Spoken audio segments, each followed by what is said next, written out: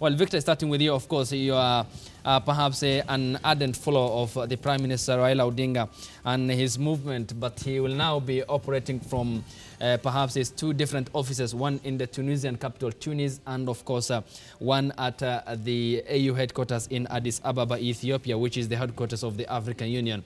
But generally, what does this mean for the politics locally, despite the talks that we have had the day before yesterday in which members of parliament from the ruling Jubilee Party, allied to the DP, to be specific in this context, Kimani Ichung'wah and Ndindi Nyoro and company, called upon the former Prime Minister to stay away from local politics now that his position has been alleviated and concentrate more on the African affairs rather than local politics. What does it mean in terms of saturating the local politics in Kenya?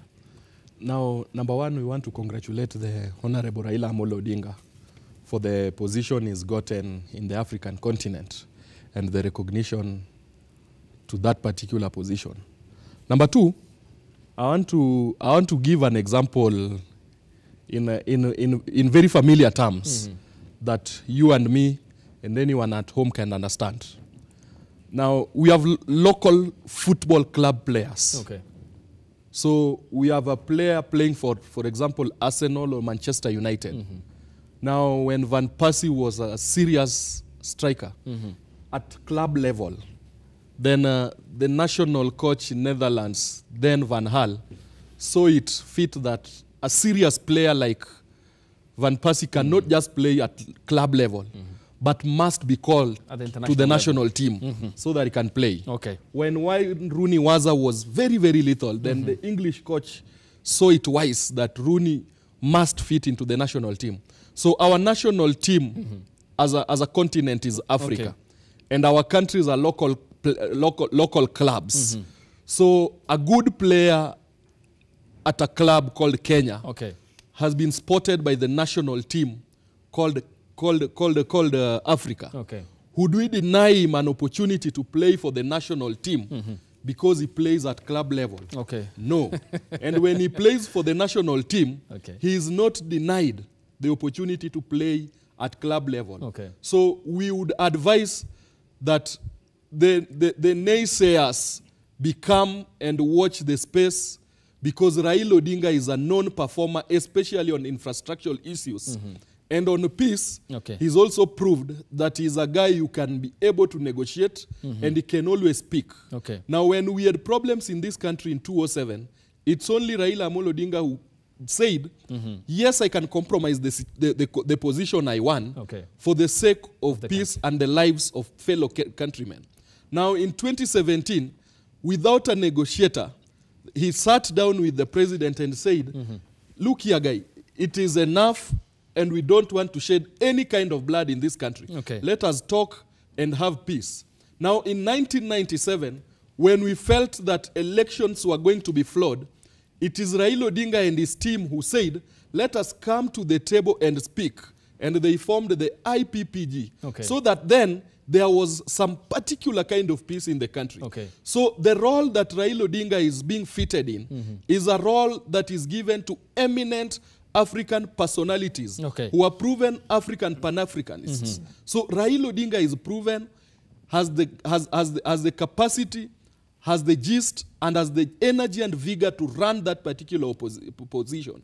And any kind of talk that position then hinders him from talking about issues back at home is a fallacy. Okay. Fred Asira, coming to you. We have heard on Sunday from Nandi Senator Samson Cherargei, Kiharu Member of Parliament Ndindi Nyoro, and his Kikuyu counterpart Kimani Ichung'wah saying that now Raila Odinga should quit national politics and emphasize, or rather concentrate more on the new role that had come with the African Union position as its high representative for infrastructure development across the continent.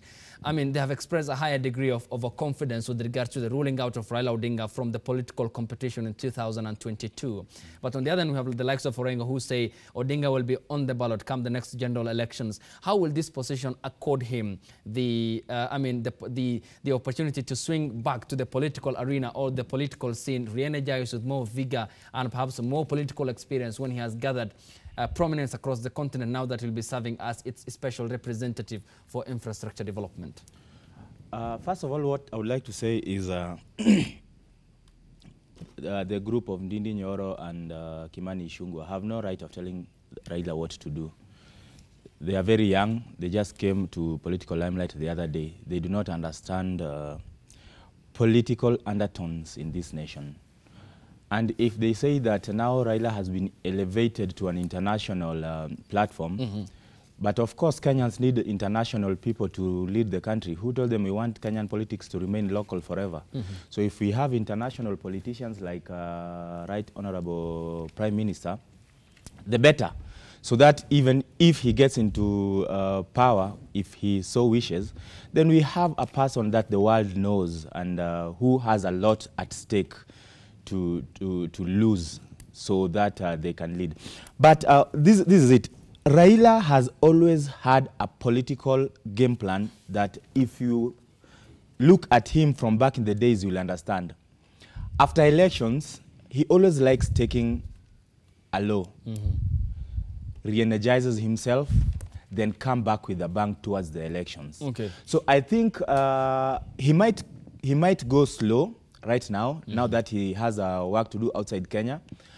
But I can assure you, the vigor with which he's going to come back towards 2022 is going to be unmatched because now the stage has been set, the world is watching, and he has all the political will that he requires from all the major players around this continent.